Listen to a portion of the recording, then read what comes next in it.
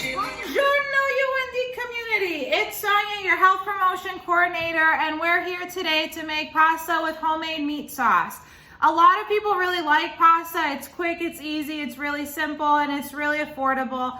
Making it with your own homemade meat sauce or tomato sauce adds that extra nutrient bulk to it, making it a heart-healthy meal for anybody and everybody involved. So I'm gonna go ahead and take you through our ingredients for today's meal. Starting off, we have our cutting board. We'll be using this a little bit today. I have 1 whole onion. You can use whatever color onion you have, whether it's red, white. I just have a yellow onion, so that's what we're going with. And then our garlic. I normally use 3 to 4 cloves of garlic. Normally they're around this size, but some of them were a little bit smaller. So I actually have 5 out here. You can add a little bit more to taste if you like. If you really like the garlic flavor, you can maybe add 1 or 2 more cloves. If you don't really like the garlic flavor, so on the other hand, you can bring it down to 2 to 3 if you'd like. We then have, I'm gonna be using ground turkey breast, but you can use ground beef. For those of you that hunt or have someone in your family that goes hunting, if you have ground venison, that's a great option too. Or if you're vegetarian and you wanna keep it vegetarian, you can go ahead and eliminate the ground beef. I just like it, it's a little bit of extra protein that I can add to my dinner. All right, and then I will be using Banza rigatoni pasta. I actually like Banza because as it says on the box, it's made from chickpeas, but you can go ahead and use whatever pasta you like or whatever pasta you have in your house.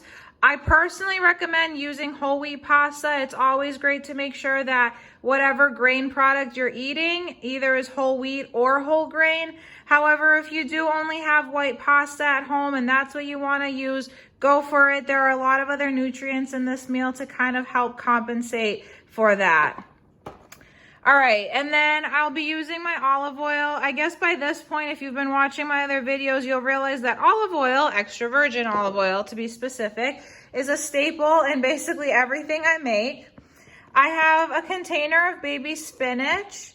I have 1 can, it's 14.5, sometimes you get 15 ounces of diced tomatoes. These were fire roasted because they were on sale. They were actually cheaper than just the plain diced tomatoes, so that's what I went with. You can also use chopped tomatoes or crushed tomatoes. This is what I grabbed. I just grabbed that can. Then I have some mixed mushrooms. I used these in my egg bake. I had another bag, and so I'll dump them in there. They actually, if you are vegetarian, mushrooms do a really good job of giving you that meaty consistency. So granted, it's not gonna taste like meat, but it adds that consistency to your dish. And then I have my spices. So I have my ground pepper, basil, oregano leaves, and ground cinnamon. For anyone that is growing fresh herbs in their garden, I know for me, well, I'm actually not growing herbs, but for my friends who are growing herbs, I don't think their basil or like other herbs are quite ready or mature enough to be picked. But if you have fresh herbs that are ready to be picked and cooked with, feel free to use those. I don't, so I'm just using ones that I bought at the store. For our equipment that we'll need, our main equipment will be our cutting board and then a knife. Make sure it's a nice sharp knife. And then I have a can opener right here. I'll show you how to use this nifty can opener when we go to open our tomatoes.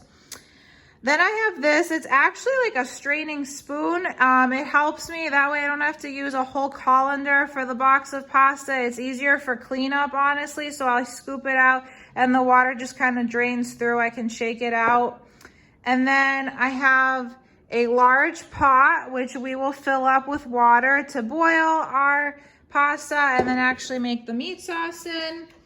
I have my measuring spoon, my 1/4 teaspoon, and then I have scissors to help me open my ground beef. I like to make everything easy, and I will also be using our bullet. A lot of people will wonder why I'm using the bullet, but I'm gonna use it to actually crush up the onion and garlic. Okay, so before you start cooking or handling food, you always wanna make sure that you wash your hands. The CDC recommends washing your hands for a minimum of 20 seconds with warm soapy water. Get in between your fingers, underneath your nails, and around your wrists. Those are the areas that most people tend to neglect when washing their hands, not on purpose. It's just something that when you're in a rush, you don't think about doing. If you're not sure what 20 seconds is, it's around the same amount of time that it takes you to sing happy birthday or the ABCs. I already went ahead and washed my hands, so I'm just gonna go ahead and take you through as we begin to cook our food. Okay, so I always start off by boiling water to begin cooking my pasta. That way, while the water is boiling, I can kind of go ahead and get my onions and garlics chopped and peeled and blended in my bullet, and just kind of prep everything else. One thing to note is that if you want to use multiple pots, by all means, go ahead and do so. I'm very much a one pot kind of person because that means that there's less kitchen equipment or kitchen utensils that I need to clean up. So I'm going to go ahead and start off by filling up our large pot with water, and I'll put it on the stove to get it to boil. I'm going to fill this up using tap water, nothing super spectacular. You're going to want to fill it up to about where the little knobs are here that attach to the handles on the outside. That's where I fill my pot up to. The pot is on my stove, and I'm just going to go ahead. I'll turn it on to 8 or kind of like mid. Actually, it's past mid, but closer to high. So right in between the high to medium heat, and wait for it to boil. You'll know that the water is boiling because it will begin to bubble, and that's when you know it's time to put your pasta. So while our water is boiling, I'm going to go ahead and begin chopping our onion. So you can choose to chop the onion on your own or to mince the garlic on your own. One of the reasons I like putting it in the bullet is because I just process it a little bit and it blends in nicely with the tomatoes. So I'm gonna go ahead and to peel our garlic. Okay, so you're going to have a nice view of my shirt and the garlic, my cutting board. So I'm gonna show you how I actually go ahead and cut my garlic. A lot of people, that's the one thing that intimidates them. They feel like the tooth of garlic is kind of difficult and tricky to cut, and so they end up buying minced garlic. Well, that's fine. That's great if that works for you. You do save money if you buy the whole garlic head and you end up cutting it on your own. And personally, I feel like it has more flavor. Okay, so to go ahead, you're just going to, I always slice off the bottom. There we go. Slice it off. And you can do it one of two ways. You can then either choose to actually peel off each piece, or you can kind of take your knife like this with the flat end and just press it down, use a little bit more force, and you'll see that the garlic peel just kind of comes right off of it. And so I have it, and I can go ahead and just put it into my bullet. I don't have to worry about mincing it. So I'm gonna go ahead and do that to my other cloves. One nice thing about garlic is that it has actually been proven to help lower cholesterol, and so a lot of people that want to try to lower their cholesterol naturally before they go on medication, they increase garlic in their diet, and they've lowered it.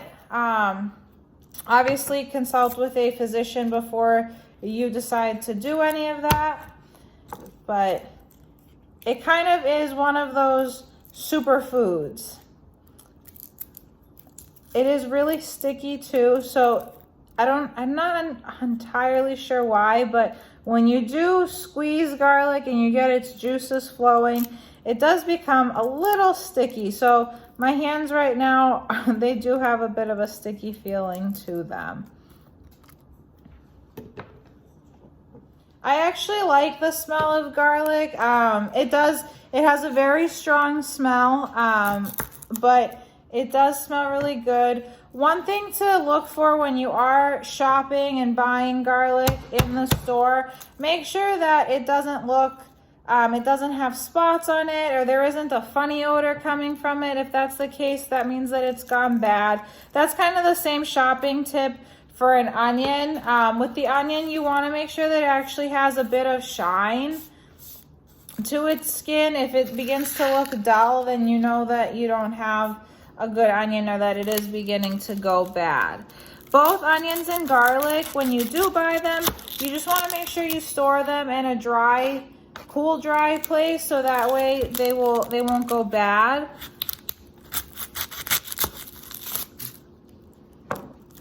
All right, and so one helpful tip for this meal is to have trash near you. So I actually have my trash bag right here. If you don't want to move your whole trash can, I just recommend bringing like a plastic bag near you for you to throw everything away. And I actually put everything in there, including the packaging for my ground beef or turkey, just so that way I wrap it in there and then throw it in my trash. And that way I don't have juices from ground beef running everywhere, because that could add to cross-contamination, which we will talk about later. All right, with onions, you're gonna want to peel off the outer layer, and I always peel off about one of the inner layers as well. So this one's kind of thin. With red onions, I've noticed that the layers are a lot thicker. With white onions, for me, this one it has thin layers. All right.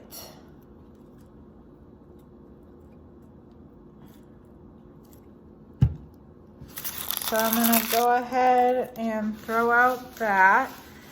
And now we don't have to finely chop it. I'm just gonna cut it up into wedges and then put it in the bullet.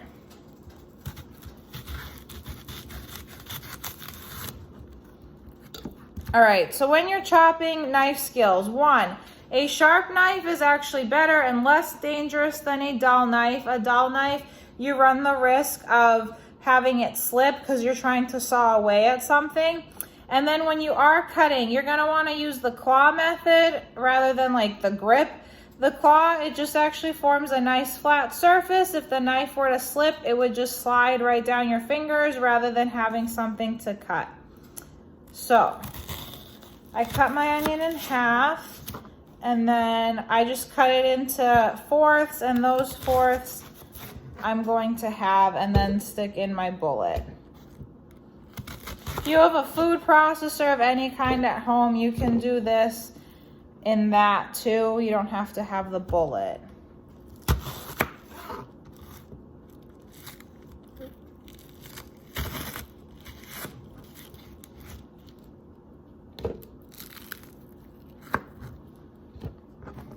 So fun fact, when you are dealing with onions, you might notice that you begin to cry a little bit.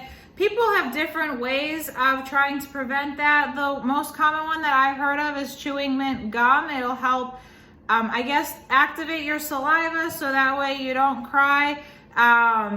Other people just straight up wear goggles while they're cutting onions, kind of whatever floats your boat. You can go ahead and do that. Another common thing that I've heard is just make sure that you keep your onions in the fridge before you cut them, and that'll help kind of in essence freeze the juices a little bit so that way they don't all come out running, and that way you don't start crying. So I'm gonna go ahead and put the lid on this and pulse it together. All right, so I'm just gonna go ahead and put it in.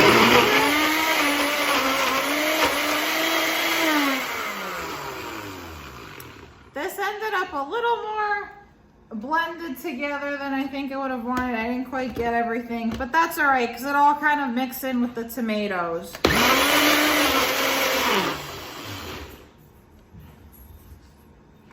All right, so we have this. It might seem a little liquidy for some people, but if you don't like chunks, or if you're cooking with children that don't like to have chunks in their food, this is a great way to sneak in those extra nutrients. It'll just blend in with the tomatoes. Okay, so I'm not sure if you can hear this, but our water's boiling.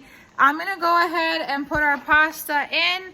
You don't wanna cook the pasta for too long. I recommend cooking it for 4 to 6 minutes, more than 4 to 6 seconds. or until it's al dente. Al dente is an Italian term meaning that it's actually to the tooth. That's what al dente technically means. With that, your pasta it'll have the consistency of pasta, so it won't be raw, it won't be crunchy, but it won't be mushy either. So it'll still have some texture left to it, and it will maintain its shape. There goes our pasta.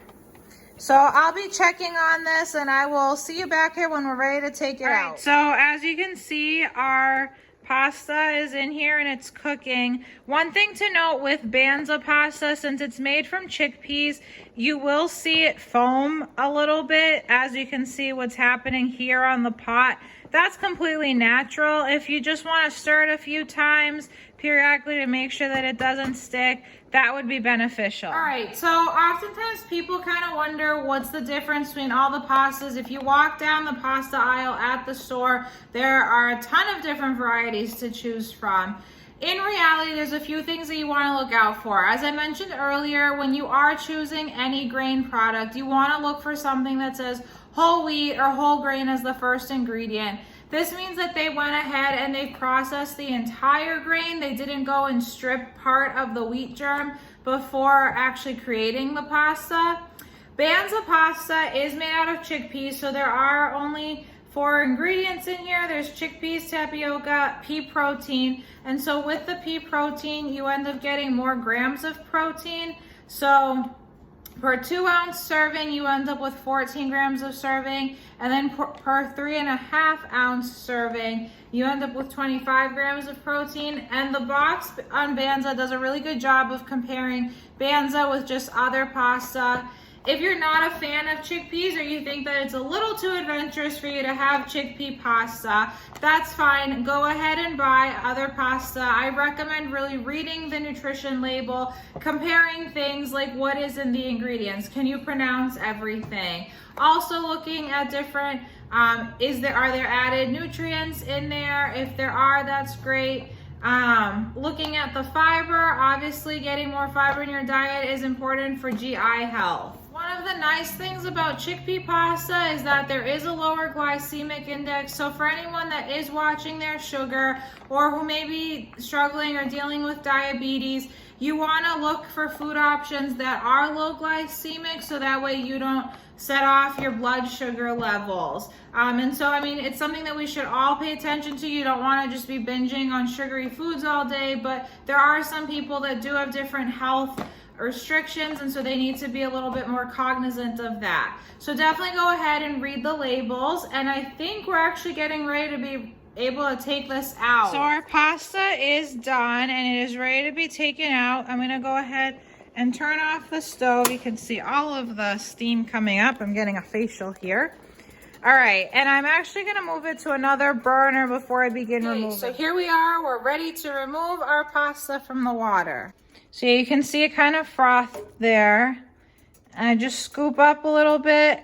And look, the water drains right out. One thing to note with rigatoni is that due to the fact that it's literally a circle or a cylinder, it looks like a tube, you might get water that's stuck in there. So just try to shake it off as best as you can.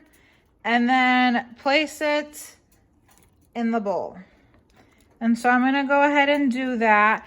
This is kind of what, really quick, I'm going to poke it. It's a little hot. But you can see what al dente is. So it's not crunchy, but it still is able to remain its texture, or have its texture. So we have our pasta. I took it in the bowl. It's all drained. It is steaming. One tip, because obviously we still have a lot to do before we're ready to make the pasta and meat sauce and serve it. I'm going to take about a teaspoon of olive oil and just drizzle it over the top, and then lightly toss the pasta so that way it doesn't stick. I tend to just eyeball this portion because it's not like there's no specific amount. You just kind of eyeball a teaspoon. Okay. And then just using the wooden spoon that we used earlier to make sure that it didn't stick, you can just mix it together. So Another trick that some people do is if they put it in actual colander, they rinse it under cold water first. I don't do it, and I always enjoy my pasta. It never comes out bad, so this is just my tip and trick. So there we go. I have it lightly greased, and we're just gonna set it aside and let it cool and begin preparing our meat sauce. Okay, so it's time to cook our ground turkey. One thing to note, I defrosted this in the fridge, so I took out my ground turkey the night before, so last night, and defrosted it in the fridge. A lot of people, we live kind of a rushed lifestyle these days, and so people will end up forgetting and they just defrost fish, meat, whatever in their sink. That is not the best way to do it. That actually can lead to foodborne illness just because of the temperatures. So defrost it in a bowl in the fridge. Keeping it in the bowl just allows for the possibility if there are any juices or liquids that leak out from the meat or fish, the bowl will catch it. And always make sure that you defrost it on the bottom shelf, so that way if anything were to spill over, it doesn't go trickling down onto your other food like your fresh produce. All right, so I'm gonna go ahead and using my kitchen shears. I've demonstrated these once in a video before, but when you use kitchen shears to cook things, or to cut things, you want to make sure that they separate, so that way you can actually wash each individual portion of the shear, and that way you get in the little grooves too. You don't have food just left over. That would be really nasty. No one wants that. So I'm gonna go ahead and I'm just gonna slice open my ground turkey container. This is a pound of ground turkey. If you have larger families or if you're feeding more than one person, you can go ahead and double this. This recipe does actually serve between 4 to 6 people. And obviously there's other things that go into the meat sauce, like our mushrooms and our spinach. So I feel like 1 pound is fine, but if you have people in your family that are big meat eaters, or that you're just serving a large family, feel free to use more ground meat. And I'm just gonna go ahead and place it in our pot. All right, and now I'm gonna go ahead, because I just touched ground meat, I'm gonna go ahead and wash my hands as soon as I discard the container. You wanna do this to prevent any cross-contamination. So obviously my meat's gonna get cooked, but I'm gonna touch other things, and I never then want to end up putting my hands in my mouth or putting food in my mouth that I have touched ground meat with. So make sure you wash them again for a minimum of 20 seconds. I'll see you in a bit. Of ground turkey reads 165 degrees. I don't have a meat thermometer, so I'm just gonna look to see when it's browned. The other thing to do with your meat thermometer when you're using it, or even if you don't have one, you just have to eyeball everything and see when it's brown. Look at all of the chunks. So ground meat will kind of begin to break apart, and then there will be clumps that end up clumped together. Make sure that those clumps are even broken apart. And so if you use a meat thermometer, make sure that you stick it in a few different places to actually get an accurate reading. So I turned my stove on to medium heat. I have it at 6, and I'm just gonna sit here and begin browning my ground turkey. So turkey is a nice lean protein. There's really not a lot of fat to it. Most turkey tends to be just in the 90s for leanness. So I believe this one was like 99% lean. I think the fattiest I've seen ground turkey come out is 93.7, which is still really lean, and it has a lot of protein. So I'm just gonna go ahead and keep stirring it together and wait for it to cook until it browns. You can even see it's beginning to cook in certain areas. One of the reasons you want to make sure that if using a meat thermometer you check it in a few different places is because your smaller chunks of meat will cook quicker.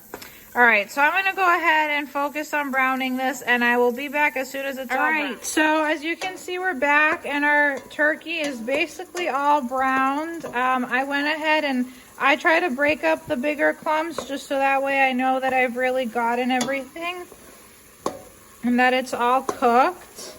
So now we're gonna go ahead and we'll turn it off from the heat, and I'll begin adding in my tomatoes, my onions, garlic, spinach, and mushrooms, and seasoning before we begin cooking it all together again. All right, so we're gonna start off by opening up our can of diced tomatoes. So I have my nifty can opener. Traditional can openers actually clamp along the side and then you twist and it comes off, but it comes off like in the middle and you risk losing the top piece in there. This can opener is actually really cool because it opens it from the top and goes around this way. So the entire top of the can comes off, and that actually helps prevent people from getting cut on the can. So you're just gonna twist on like we're latched on right now. And then I'm going to twist. Move it. See? So tomatoes are actually really awesome. They are rich in vitamin C, which a lot of people don't always realize. Okay, pause that. We're gonna then, these little things on the side, you clamp up and you just pull up the lid. Look at that. So it's dirty free, like you don't end up getting all messy, and you won't cut yourself on the edge of the lid. So back to the nutrition about tomatoes. Tomatoes are actually very high in vitamin C. A lot of people tend to forget about that. We always think of our citrus fruits like oranges, grapefruits, clementines, those being high in vitamin C. They're also a really good source of lycopene. Lycopene is important for men's health. And then the nice thing about these is that they add in a serving of fruits and vegetables. So tomatoes are actually a fruit that we as Americans tend to lump into the vegetable category and eat with vegetables. So I'm just gonna go ahead and add it into our pot here. Careful not to make a mess. If you have an apron, you might wanna wear an apron. And then I'm just gonna use my wooden spoon to get the stuff that's stuck to the bottom out. If you have fresh tomatoes from the garden, so that'll come later on in the summer, but you can even use those and make your own crushed or diced tomatoes. Okay, next I'm gonna add, if you remember, I really pulsed together my onion and garlic. So I'm just gonna go ahead and add that in here. It comes right out, and again, you can use your wooden spoon just to kind of scrape it all out and get it in there. And so I will go ahead and wash or put that in the sink to be washed afterwards. And then I'm gonna go ahead and add my entire container of baby spinach. I love spinach. I try to put it in everything. Spinach is a dark green leafy vegetable, so it's a great source of iron, vitamins, and it also lots of fiber, so it's good for your GI tract. This spinach, a part of the reason I like buying it in these containers is because it's already washed and ready to eat. See, it even says right there, thoroughly washed and ready to enjoy. Excellent source of vitamins A, C, and folate. They left out the iron. I think the iron's like the best part of it. The spinach will, it might seem like it's a little full right now, but the spinach will end up wilting down as soon as you cook it, and it really comes in contact with the heat. And then I'm gonna go ahead and add my mushrooms. I have to get scissors to open. So I'm adding my mix of mushrooms. This is the same mix I used for the egg bake. So again, it's the shiitake, oyster, button mushrooms, and shimeji mushrooms. I looked this up. Shimeji mushrooms actually originated in East Asia and then Europe. So I'm just gonna get all those out. If you do have fresh mushrooms, like if that's what you bought at the grocery store, that's great. Just make sure that you really wash them because they are grown in the ground, so they come with a lot of dirt. You don't want to be eating the dirt. That wouldn't taste as good. Okay, and now we're just gonna go ahead and add our seasonings in. So, you know, I started off with a 1/4 teaspoon, but sometimes I actually end up adding closer to a 1/2 teaspoon of each seasoning. The pepper, again, something that we gotta eyeball here. So just keep turning.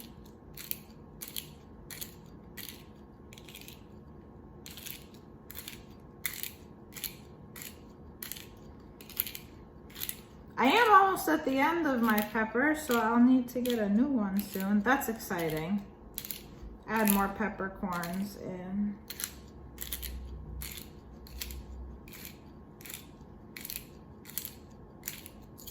Okay. All right, so I'm gonna do a half teaspoon. I'll just put it in here twice. This is of my oregano.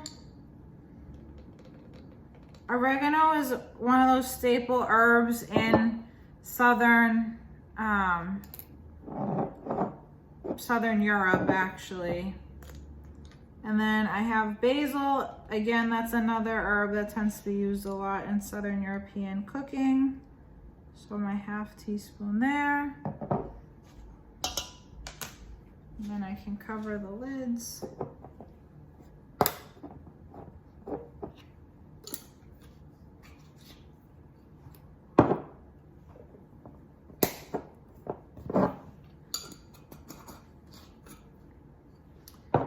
And then last but not least, I'm gonna put in a dash of cinnamon. So literally just, okay, there we go.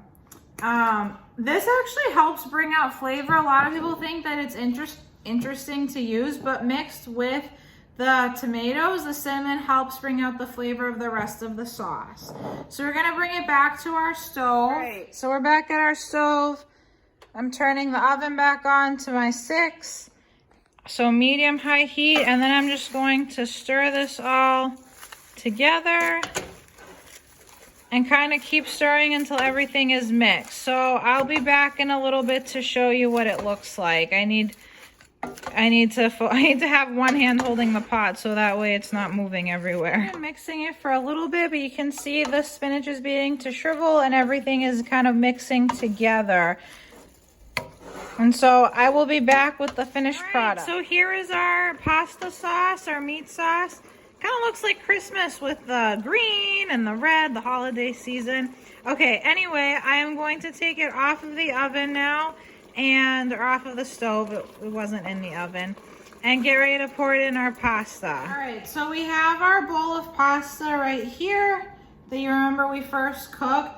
Some people would actually go ahead and dump the pasta back into the sauce and kind of mix it together a little bit. I'm just gonna dump the sauce on top of the pasta right now. If you want, you can also serve them separately so people can take their own pasta and put that on their plate and then put as much sauce as they'd like on top of it. But I'm someone that likes to kind of use as few utensils as possible, so I'm just gonna put everything in one bowl, and I feel like the flavors all get to fuse together.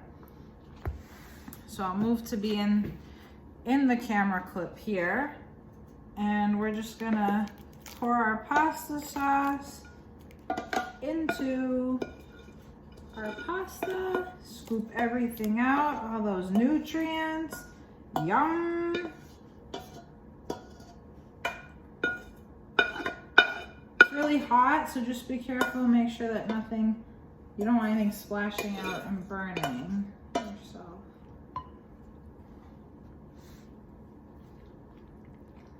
All right, and then I'm just gonna kind of fold it in, mix it together, really incorporate the pasta and the sauce. All right, when I make pasta, I do always enjoy having just a little bit of cheese on top of my pasta. I personally like a good Parmesan, but then again, I'll go with whatever I have in my fridge at that time. I think the only thing I really don't put on pasta tends to be like cheddar, but mozzarella, that's great. An Italian blend, that's great. But good old Parmesan is always the best. So I'm just gonna go ahead and open our bag and lightly sprinkle some on top of the pasta. You don't want to go heavy.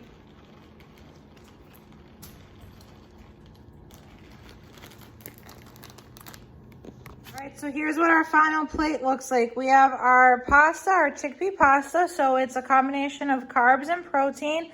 We have our protein from our turkey. We have our Fruit from our tomatoes, our vegetables from both our spinach and our mushrooms, and then we have our onions and garlic in there too. And then we also have our dairy from our cheese. Well, friends, hope you enjoyed following along with me today. Be sure to tag us at UND Wellness to show us how you made your pasta and meat sauce, or if you omitted the meat and kept it vegetarian friendly, or if you added other vegetables in there. Be sure to let us know. So let's eat, or as the Italians say, mangiamo.